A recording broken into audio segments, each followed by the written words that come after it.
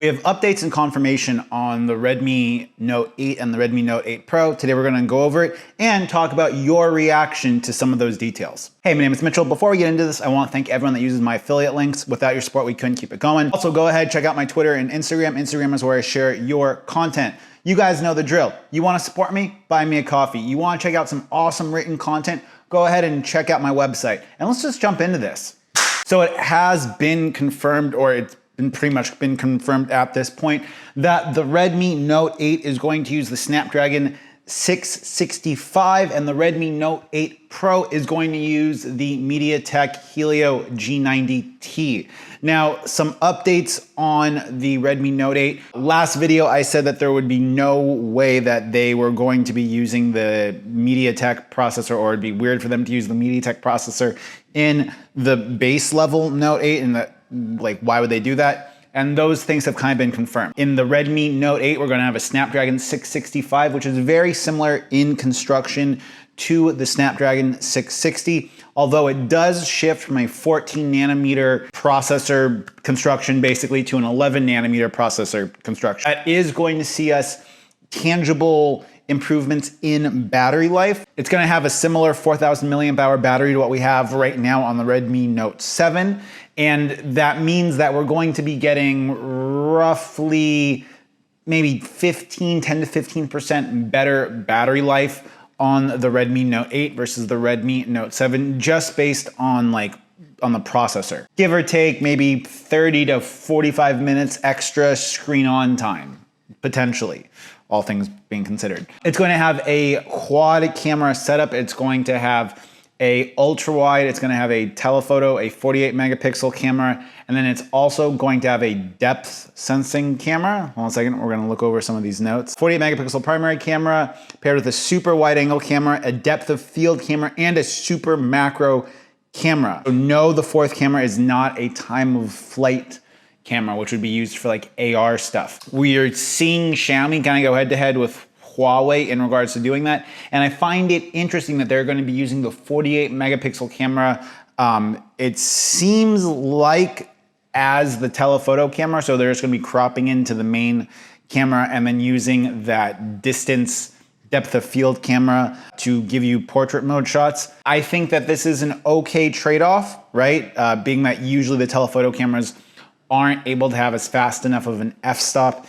If you're wondering about some of these terms, I'll have a link to my video where I talk about this stuff and how it affects mobile photography. For the Redmi Note 8 Pro, it is going to pack the Helio G90T. That means that we're going to be looking at benchmarks, purely synthetic benchmarks between the Snapdragon 710 and Snapdragon 730.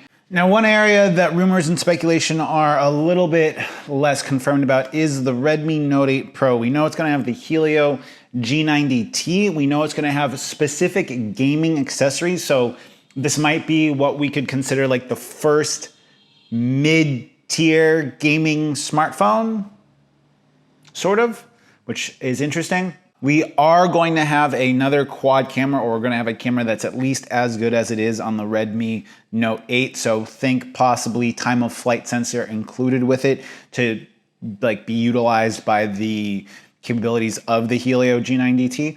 And finally, we are looking at a water drop notch, a USB Type-C port, and a 3.5 millimeter headphone jack. I think that's all really interesting. I think that their move away from Snapdragon processors as like the more premium processor is kind of an interesting move, because so much of the Xiaomi community is made up of people that like to do custom ROMs and stuff like that.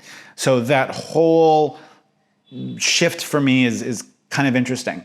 Let's read some of your responses that I had when I went ahead and I asked the community about how you guys felt regarding the use of a Heliotech or a MediaTek chipset in the Redmi Note 8 or the Redmi series.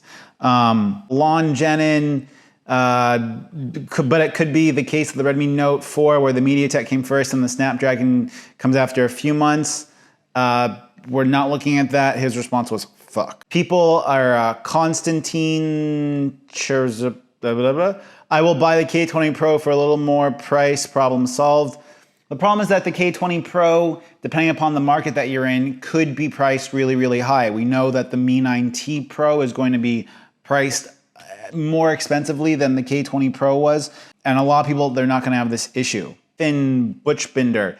Downside is 12 nanometer and no ROM support. That, I think, is gonna be something that we hear a lot. People not developing for MediaTek processors. Wood Joffrey, no ROM support? That's no for me, dog. I'll keep the Redmi Note 7. And then Furious Fists. By the way, Furious Fists always coming with the really, really insightful comments. That's a great choice since the G90 and the G90T obliterate the Snapdragon 730. Only downside is the 12 nanometer process, which is going to heat up the phone. Coffee break. Reading some of your comments on my video previously about the rumors that we had. So here's some information about the G90T. It's based on the Cortex A76, like the Snapdragon 730, Cryo 4iX Gold, nothing more than a Cortex A76. Long story short, the architecture of the G90T is potentially going to be superior to what we have on the Snapdragon 730, but the nanometer that's built on top of means it's going to be inferior in regards to like heat dissipation and battery life, or that's what I'm understanding. People angry about the teardrop notch. Again, if we don't want to have a teardrop notch on the phone, we have to have a pop-up camera. I hate pop-up cameras.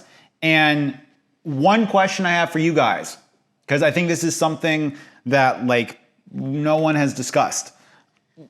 If I could have a small camera cutout on the corner of the screen, and then on the other portion of the screen cutout have a front-facing speaker, to me, that would be like a great solution to that, because then I get extra functionality out of the forehead and out of the cutout. I'm totally fine with a slightly bigger cutout if I can have front-facing speakers. Up here, let me know if you would rather have dual front-facing speakers in this poll, or if you would have no notch, nothing on your screen. I'll have a poll and let me know in the comment section. That's kind of responding to some of your comments. It seems like many of you are really, really against this MediaTek processor based simply on the fact that it's going to interfere with ROMs and porting and bootloader and being able to customize the user experience that you have. Now, something that I have a suspicion that if we had no custom ROMs for the Redmi Note 8 Pro, other than either a Lineage OS port or a Pixel Experience port, would that be enough to satisfy most people? Because if I like MIUI, but it feels like the thing that most people hate about Xiaomi devices is MIUI, which I find interesting. But I want this video to be a bit more responsive and communicating with you guys. So let me know how you feel about this. Are you going to be someone that gets the Redmi Note 8 Pro with the Helio G90T? Or because of ROM support, are you going to be someone that wants the Redmi Note 8 with the Snapdragon 665? Let me know how you guys think. Well, let me know what you guys think about this in the comment section down below. Vote in the polls I'm going to have up here. And until next time, it's been Mitchell coming to you guys from Hanoi. Peace.